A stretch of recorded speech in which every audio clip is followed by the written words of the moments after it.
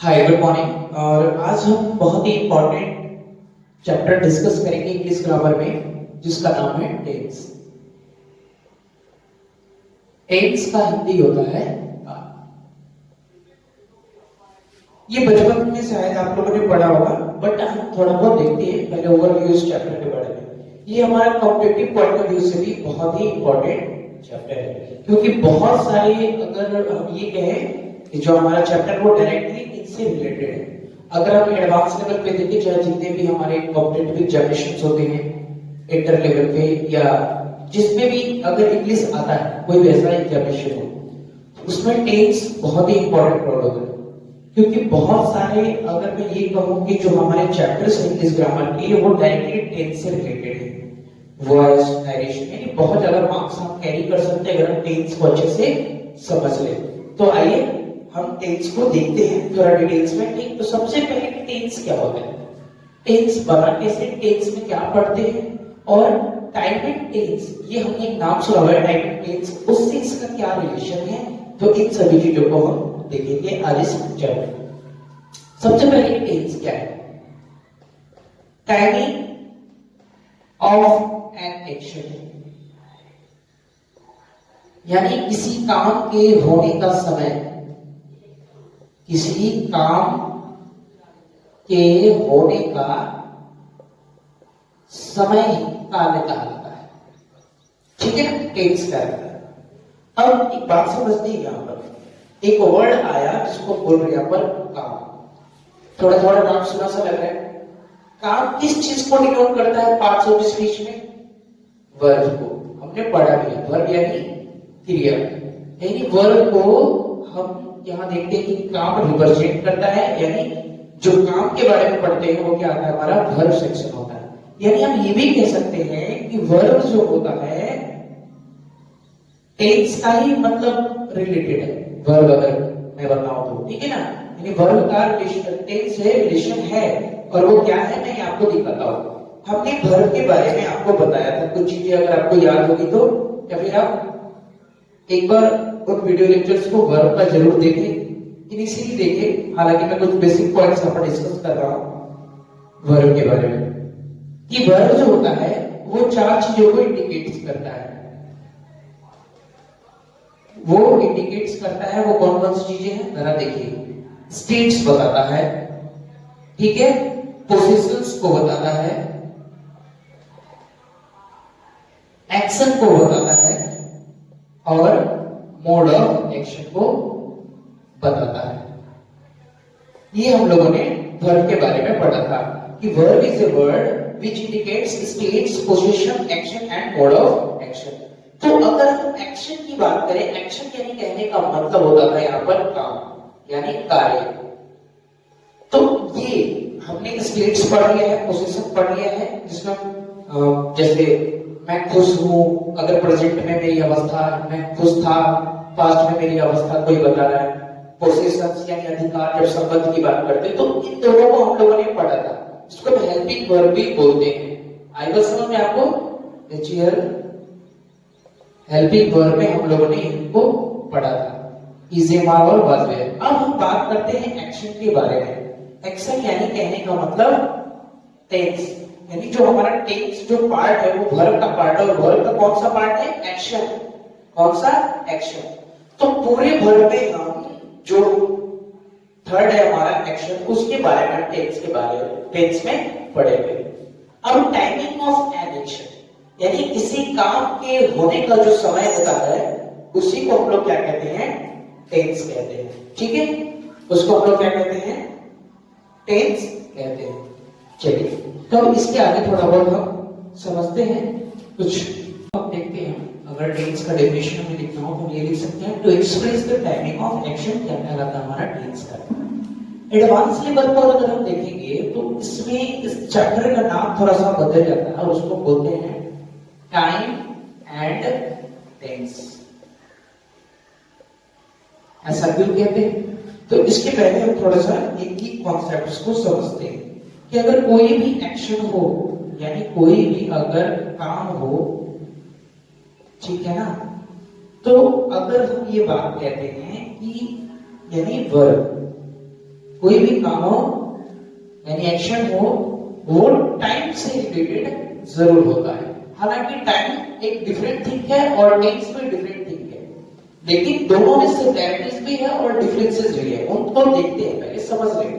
क्योंकि advance level पे इस चैप्टर का नाम बदल जाता है, उसको बोलते हैं टाइम एंड टेंस। ठीक है, तो चीजों को समझते हैं कि सबसे पहले देखते हैं कि जो एक्शन होते हैं, एक्शन कहने का मतलब काम यानी वर्ब, ठीक है ना, वर्ब का पार्ट है। तो वर्ब का जो रिलेशन होता है वो टाइम से होता है। हम ये कह सकते हैं कि verb is incomplete, verb is incomplete without time, verb is incomplete without time, यानी बिना समय के वर्ब को ये कहें कि वो कंप्लीट नहीं होता। अगर हम किसी भी बात को कहना चाहते हैं, किसी काम के बारे में बताना चाहते हैं, तो उसके साथ हमें समय को बताना बहुत जरूरी होता है। और उस काम का अगर हम बोले सिग्निफिकेंट मीनिंग अगर निकलेगा तो तभी निकलेगा जब हम उसका टाइम से रिलेशन दिखाएंगे। जैसे सोना, तो मैं केवल कहूं कि सोना कहूं तो इससे अगर काम है सोना, अगर स्लीपिंग की बात करूं, अब गोल्ड की बात समझ रहे हैं, तो अगर मैं सोना का बात कर रहा हूं या फिर जाना आना खाना, ये जितने भी काम है वर्क, अगर मैं इन वर्क को जब तक मैं टाइम से रिलेशन ना बताऊं इनका, जैसे मैं बोलूं कि मैं सो रहा था, मैं सो रहा हूं, मैं सोता हूं, मैं जा रहा था, मैं जा रहा हूं, मैं जाता हूं, अगर ऐसे बहुत सारे वर्ड्स जो हैं अगर वर्ब के जिनको अगर मैं टाइम से रिलेशन ना बताऊं तो वो क्या होते हैं, इनकम्प्लीट होते हैं, यानी वो इनसिग्निफिकेंट, मतलब उनका कोई मीनिंग नहीं निकल पाता है। तो वर्ब जो होता है वो हमेशा क्या होता है, टाइम से रिलेटेड होता है, और इसीलिए इसको हम टाइम एंड टेंस के रूप में भी पढ़ते हैं, और दोनों में थोड़ा बहुत जो सिमिलैरिटीज और जो डिफरेंसेस है उनको हम देखते हैं। तब तक आप इन चीजों को नोट कीजिए, ठीक है। ये बहुत बहुत इंपॉर्टेंट है चैप्टर हमारा इंग्लिश ग्रामर का, क्योंकि ये कोर है। अगर हम बोर्ड्स के लेवल से देखें तो बहुत सारे क्वेश्चंस हमारे यहाँ से आते हैं, ठीक है। अगर वॉइस और नरेशन हो तो अगर हम टेंस के कॉन्सेप्ट्स को नहीं समझेंगे तो टेंस अगर कॉन्सेप्ट्स को नहीं समझते हैं तो हम बिल्कुल उन क्वेश्चंस को सॉल्व नहीं कर सकते हैं। और अगर एडवांस लेवल पे बोले तो ये एक रूट है, ठीक है ना। एडवांस लेवल की अगर इंग्लिश की बात करें तो ये आपका रूट हो जाता है, इससे बहुत सारे चैप्टर्स हमारे रिलेटेड है, ठीक है। तो आइए देखते आगे हम, क्या हम देखेंगे डिफरेंसेस, मतलब टाइम और टेंस में क्या डिफरेंस है, इन चीजों को देखते हैं। चलिए अब देखते हैं हम टाइम एंड टेंस में डिफरेंस क्या होता है और दोनों में क्या सिमिलैरिटीज है, इन चीजों को हम देखते हैं। सबसे पहले टाइम की बात करते हैं। टाइम एक नेचुरल कॉन्सेप्ट है, नेचुरल कॉन्सेप्ट है, ठीक है ना। और जो टेंस होता है वो मैन-मेड कॉन्सेप्ट है। ये दोनों एक कॉन्सेप्ट है और हम चीजों को समझेंगे, देखते हुए। ये नॉन ग्रामेटिकली टर्म है। टाइम जो होता है नॉन ग्रामेटिकली टर्म है, यानी एक यूनिवर्सल कॉन्सेप्ट है। जैसे हम बोलते हैं कि टाइम जो होता है वो तीन पार्ट में होता है, past, present and future. Past यानी बीता हुआ समय, जो समय बीत चुका है। प्रेजेंट कहने का मतलब जो अभी टाइम चल रहा है, ठीक है, जिसको हम एक्सपीरियंस कर रहे हैं, ठीक है। और फ्यूचर कहने का मतलब आने वाला स्पेक्ट, ठीक है। तो बेसिकली अगर देखें तो टाइम को जो क्लासिफाइड किया गया हुआ है वो तीन भागों में क्लासिफाइड किया गया है, पास्ट, प्रेजेंट और फ्यूचर। अब टेंस की बात करते हैं। टेंस जो होता है मैंने बताया आपको कि मैन-मेड कॉन्सेप्ट है और ग्रामेटिकल टर्म है, ये ग्रामेटिकल टर्म है। और अगर हम देखें टेंस का, तो टेंस कहने का मतलब मैंने भी आपको एक डेफिनेशन बताया, टाइमिंग ऑफ एन एक्शन, यानी एक्शन की बात करते हैं और उसका रिलेशन जो टाइम से है उसकी बात करते हैं, यानी ये दोनों रिलेटेड टर्म है, ओके। तो अगर मैं ये कहूं कि एक्शन है, कोई भी एक्शन किसी समय में वो कैसे चल रहा है, किस तरह से हुआ, ठीक है, तो इसकी बात करने के लिए तो हमें टाइम की जरूरत पड़ेगी, ठीक है। यानी अगर जब हम ये देखते हैं कि टाइम हमारा कितने तरह का होता है, तीन तरह का होता है। अभी हमने देखा यहाँ पर यूनिवर्सल कॉन्सेप्ट जो समझा, पास्ट, प्रेजेंट एंड फ्यूचर। तो क्या जो हमारा एक्शन है वो भी तीन तरह का होगा? जी बिल्कुल। लेकिन ये एक बात समझने वाली है यहाँ पर कि टेंस जो होता है वो सिर्फ दो ही तरह का होता है, पास्ट और प्रेजेंट, ठीक है, फ्यूचर नहीं होता है। हालांकि ट्रेडिशनल ग्रामर के अनुसार हम पढ़ते हैं फ्यूचर टेंस, और अभी भी हम पढ़ेंगे क्योंकि हमारे सिलेबस में एग्जैक्टली देखें तो फ्यूचर टेंस नहीं होता है, क्योंकि ये एक इनसिग्निफिकेंट है। ओके, और बहुत सारी चीजें हैं जो मैं आपको बताऊंगा कि क्यों नहीं होता है। जब हम आगे डिटेल से पढ़ेंगे फ्यूचर टेंस, तो हम फ्यूचर टेंस को प्रेजेंट से ही मतलब एक्सप्रेस कर सकते हैं। तो why we have to read a future tense. Okay, तो इन चीजों को समझना है कि अगर एक्शन जो है हमारा टाइमिंग ऑफ एक्शन, वो या तो पास्ट में हो सकता है और प्रेजेंट में हो सकता है। पास्ट में कोई भी चीज, यानी हम ये फ्यूचर की कैसे बात कर सकते हैं किसी काम के होने की, ये तो पॉसिबल है नहीं। कब होगा कैसे नहीं होगा ये तो हम जानते नहीं है। यानी हम उन्हीं चीजों की बात कर सकते हैं जो बीत गई है या जो अभी है। इसलिए अगर देखें तो टेंस हमारा दो तरह का होता है, प्रेजेंट और पास्ट। फ्यूचर एक इनसिग्निफिकेंट है, तो उसका कोई मीनिंगफुल नहीं है, बट हमारे सिलेबस में है। और अगर ट्रेडिशनल ग्रामर के अनुसार देखें तो हमें टेंस कितने तरह से पढ़ने हैं, 3 तरह से ही पढ़ने हैं। तो ये हमें पता चल गया। अभी हमने देखा कि अगर हम बात करते हैं टाइम एंड टेंस की, ठीक है, जो टाइम एंड टेंस में रिलेशन था, इन चीजों को आपने डिफरेंसेस को भी समझा और रिलेशन को भी समझा। यानी अगर हम टेंस में जो पढ़ेंगे, यानी टाइम एंड टेंस में ये जो रिलेशन होता है, ठीक है ना, वो क्या है, टाइमिंग ऑफ एक्शन का रिलेशन होता है, किसी काम के होने का, ठीक है ना, जो रिलेशन होता है वही हमारा क्या कहलाता है, टेंस कहलाता है। हालांकि जब बच्चों को पढ़ाया जाता है तो वहां पर नाम टेंस लिया जाता है काल, ठीक है ना, लेकिन जब हम थोड़ा बहुत 8th में चले जाते हैं तो एक अलग से पढ़ाया जाता है टाइम एंड टेंस। सेम चीजें हैं लेकिन इसमें बहुत सारी चीजें हैं जो एक एडवांस लेवल की होगी, ठीक है ना, एक फाउंडेशन थोड़ा अच्छा होगा इसका, और वो बच्चों को बताया जाएगा टेंस 3 तरह के होते हैं, बेसिक बेसिक सी चीजें, यहाँ पर बहुत सारी चीजें सीखेंगे। चलिए अब आगे बढ़ते हैं, हम देखते हैं क्लासिफिकेशन ऑफ टेंस के बारे में। टेंस कितने तरह के होते हैं, ठीक है, क्लासिफिकेशन ऑफ टेंस की बात करते हैं। तो अकॉर्डिंग टू द टाइम हम जानते हैं कि टेंस तभी पॉसिबल है जब उसमें हम टाइम की बात करें और एक्शन की बात करें। तो एक्चुअली टाइम जो होता है, टाइम को 3 कैटेगरी में डिवाइड किया गया है, यानी पास्ट, प्रेजेंट और फ्यूचर। इसीलिए जो टेंस होता है, जब हम ऐसे एनी टेंस कहने का मतलब क्या, टाइमिंग ऑफ एक्शन, ठीक है, किसी काम के होने का समय। तो कोई भी काम 3 ही टाइमिंग में पॉसिबल है उसके होने का।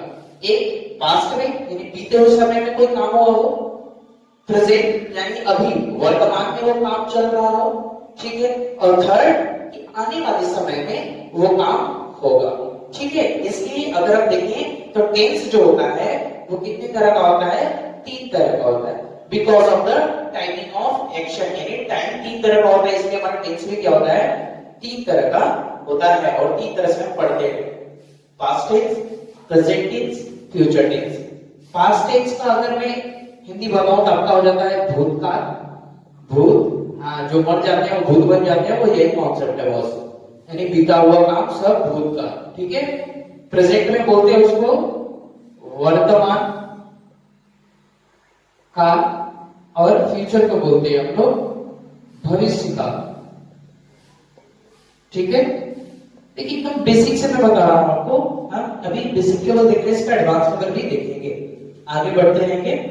इसको नोट कीजिए आप कि टेंस जो होता है वो 3 तरह का होता है। क्यों होता है ये आज मैंने आपको बताया कि टेंस 3 तरह का क्यों होता है, ठीक है। टेंस 3 तरह का इसलिए होता है बिकॉज टाइम जो होता है वो 3 तरह का होता है, पास्ट, प्रेजेंट एंड फ्यूचर। और टेंस का मतलब ही होता है टाइमिंग ऑफ एक्शन, यानी किसी काम के होने का समय। इसलिए क्या होता है, टेंस जो होता है हमारा वो 3 तरह का होता है, past tense, present tense and future tense. Okay, चलिए फिर आगे बढ़ते हैं हम। शायद अगर आपने पढ़ा होगा कि तो आपको याद होगा, आपने शायद पढ़ा है क्या कि ये जो जितने भी तीनों टेंस हैं, ठीक है, सभी के 4 प्रकार हैं। याद आ रहा है कुछ? चलिए ठीक है, नहीं आ रहा तो कोई बात नहीं है। ID indefinite, indi F I N I indefinite. दूसरा क्या था हमारा, कॉन्टिन्यूअस, नाम याद आ रहा है थोड़ा बहुत, ठीक है, परफेक्ट और परफेक्ट कंटिन्यूअस। अब ये चारों हैं क्या, पहले इसके बारे में डिस्कस करते हैं। हम तो जानते हैं टेंस 3 तरह के होते हैं। अभी हर टेंस 4 प्रकार का क्यों होता है? प्रेजेंट टेंस के 4 टाइप्स होते हैं, पास्ट टेंस के भी 4 टाइप्स होते हैं और फ्यूचर टेंस के भी 4 टाइप्स होते हैं। ऐसा क्यों? यानी टोटल अब देखें तो 12 टेंस के बारे में पढ़ना है, ठीक है। तो ये क्या है? What is this indefinite continuous, perfect and perfect continuous, ये है क्या? तो इसके बारे में थोड़ा सा मैंने आपको डिटेल्स में बता देता हूं, फिर हम आएंगे आगे सब प्रेजेंट टेंस, पास्ट टेंस और फ्यूचर टेंस के बारे में पढ़ेंगे एक एक करके।